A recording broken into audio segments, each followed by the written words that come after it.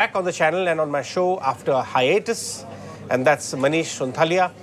He is the CIO at MK Investment Managers now. Manish, good to see you back on the channel in your new innings. Congratulations and best wishes for your new innings once again.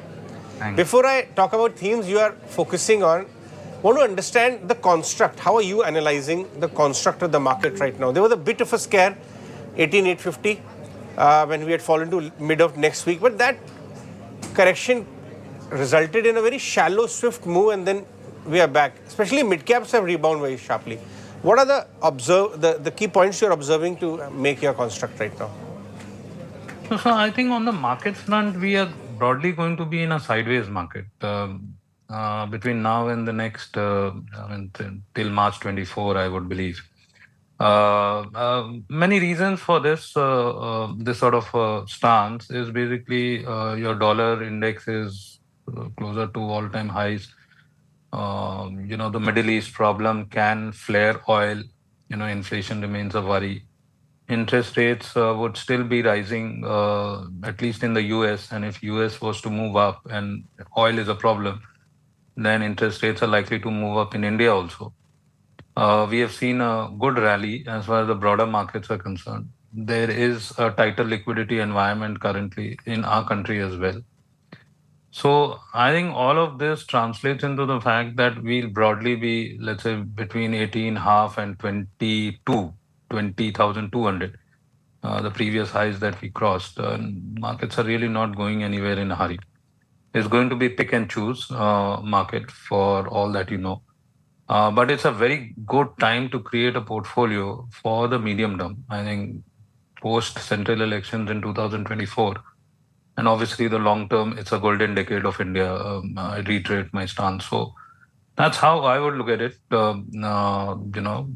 Large caps have more value currently than mid and small caps.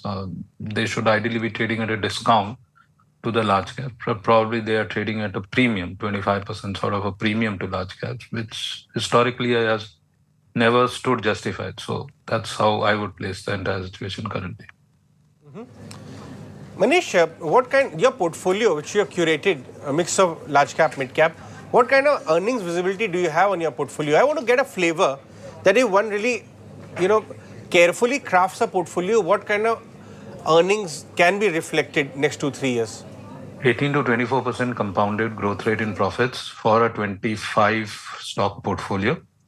Vis-a-vis market earnings growth historically has been around 15%. I mean, that has always been my thesis.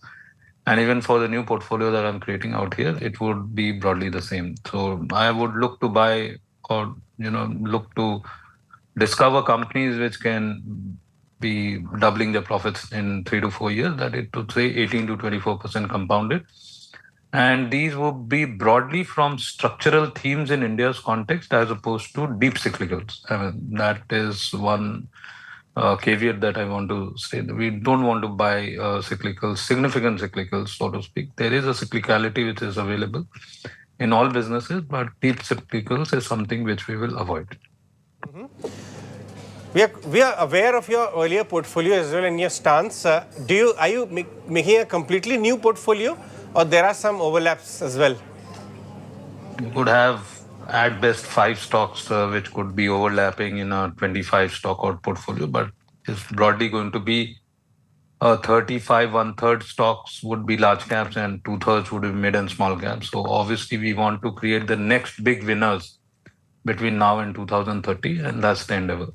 Okay, sure. Let's talk about some of the themes which you like, because you're making a very valid point. Once 6 to 8 months market could be listless because there are big triggers. One would want to be on the side till those triggers get played out, and then money will start coming in. So in the meantime, take your time out, research and identify names at least.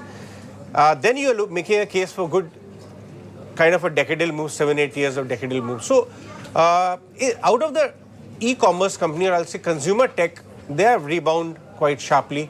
Is there any theme within that which you like, which is appearing more structural now that the management focuses back on profitability? Within the consumer tech space and in the listed space, whatever we know, I'm extremely bullish on Zomato. and we own it in our portfolios out here as well, and even in the previous organization. So I think Zomato from here can double easily. I think the right to win has got established. The total addressable market size is huge. It's a direct play on per capita income growth in the country, which could be anywhere between $5 and $7 trillion between now and 2030. And I think the unit economics for food delivery has got established. Of course, this quarter has not been so great for consumer companies per se. So it may be a great time to add these sort of franchise going into the next many years. And Blinkit is still an optional play, which would break even very soon, and obviously EBITDA positive. I think 170 crore, 140 crore orders between Zomato and Swiggy going up to, let's say, 300 crore orders in the next 3 years is very much doable. And that would translate into a 24% sort of a order growth, number of order growth, plus then we are talking about increase in contribution from 20 to 23 rupees per order, going up to something like 27, 28, or even 40 rupees, as some people are opining. But we building something like 27, 28. I mean, that could translate it into a humongous amount of profit growth, and the market cap can't stay at around 1 lakh crores, given these sort of unit metrics. So I would believe a 2-3 lakh crore sort of a market cap is very much possible on Zomato, and they have established the right to win. I'm not so optimistic on the other consumer tech companies which have not yet established the right to win. So the likes of Nike or anything. But this is one name that we are extremely positive on. Manish, anything else which you have researched on lately as a theme? Something which may be an ancillary play to some of the very fast growing categories in the consumer side. It could be beverages, it could be premium alcohol, it could be. So there are so many categories in the consumer space which is showing very high growth. Are you playing it directly, indirectly? Retail. I mean, retail is huge in India. I mean, I was just reading some numbers, some $800 billion of food and beverage market in India annually, out of which $700 billion in the unorganized space, $100 billion packaged business out of that $800 billion, of which 40 billion is branded.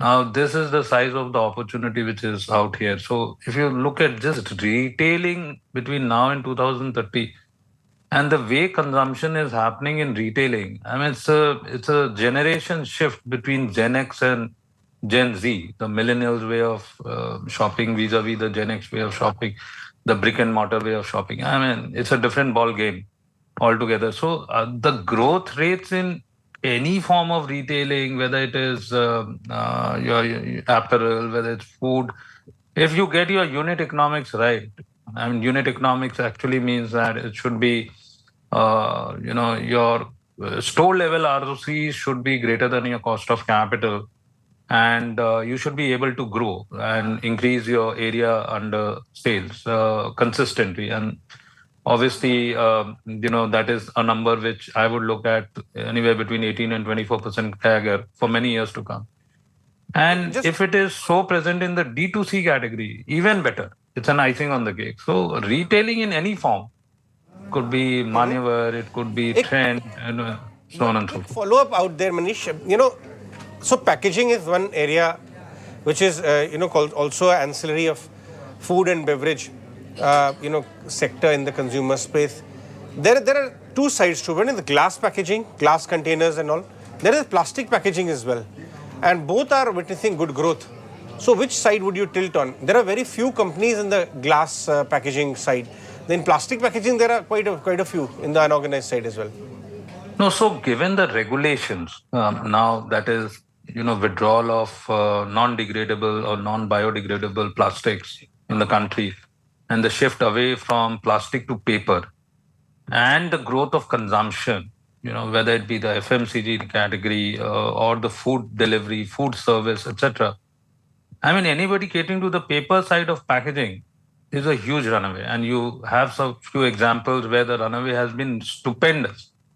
a few of them, but they have a right to win, and they have a very deep moat because the customer attachment or the lock is for real. You don't shift your vendors very easily, whether it be tobacco, cigarette boxes, or whether it be your shampoo bottles or sachets, and so on and so forth. Now come to, let's say, glass packaging. Again, whether it be FMCG, whether it be liquor, and then to within that the premiumization story. And mind you, few of them can actually see a more than 40 to 50% market share, and these companies available for less than $1 billion. I mean, they have a huge run and trading in maybe single digit, high single digit sort of a P, growing at something like 20% or 15 to 20%. I think there's a deep value. So some of these names do look very exciting. It's a directly on consumption, and packaging will play a very important role because again, it's a generational shift. Looks and aesthetics do matter a lot. And all these consumer companies will pay a lot of focus on these aspects as well. Outstanding answer, I must say. One last query I have with you regarding pharma. Now, while the big generic exporting pharma companies are also saying that growth is back in US and their target markets because of easier compliance or relatively easier compliance and growth coming back, it is the domestic pharma which is actually raking it in terms of growth and margins, and there's a lot of stuff happening on the domestic pharma side. And do you like this theme better than export play? And if yes, so what's the kind of expectation on earnings growth? So let's wind back the clock. And as far as the pharma story is concerned, these companies were growing in a normal trajectory till about COVID, which broke in March 2020. And then it was an accelerated growth for the entire pharma space, which actually brought in a lot of supply through capacity buildup and new product approvals. And all of this happened thick and fast. And since the entire sector didn't know as to how long this capacity, this COVID was going to last, I mean, they just kept piling on. And because of supply chain disruptions, the stockists and the distributors do piled on a lot of stocks. Then COVID ended on a very high base. When COVID normalized, you actually saw destocking. So this is a classic case of stocking and destocking. Now we are in a normalization phase. So I would build that growth is actually going to come for both the domestic pharma companies as well as the generic exporters. The pricing pressure problems and the US FDA issues, of course, the peak of that we have already seen. It's not going to be a sloping trajectory on the downside, both on the pricing side. You're not going to see that sharper depreciation from these levels because many things have now approached the shutdown point. If you are not able to make ROCs on generic exports, you better withdraw from the market. It's come to that on a global supply basis. I don't see too much of pressure on generic exports. The pricing pressure that was there. US FDA issues are broadly sorted out. There will be specific issues on companies, but on a general basis, that's not going to be there. And obviously, normal trajectory on growth on a very low base. Stocking and destocking, which means now that the base is very low. On a very low base, both the domestic and the generic exports as a whole, it will be about pick and choose of individual stocks where the valuation comfort is there. But you have many companies where, dividend payout ratios of 40% of profits, the margins are going to move from, let's say, 16, 17% to the historical level margins have been north of 25%. I mean, you have ample stories out here. So from that point of view, I think there is huge margin of safety in the pharma stocks vis-a-vis many of the sectors which are trading at ridiculous valuations. Manish, always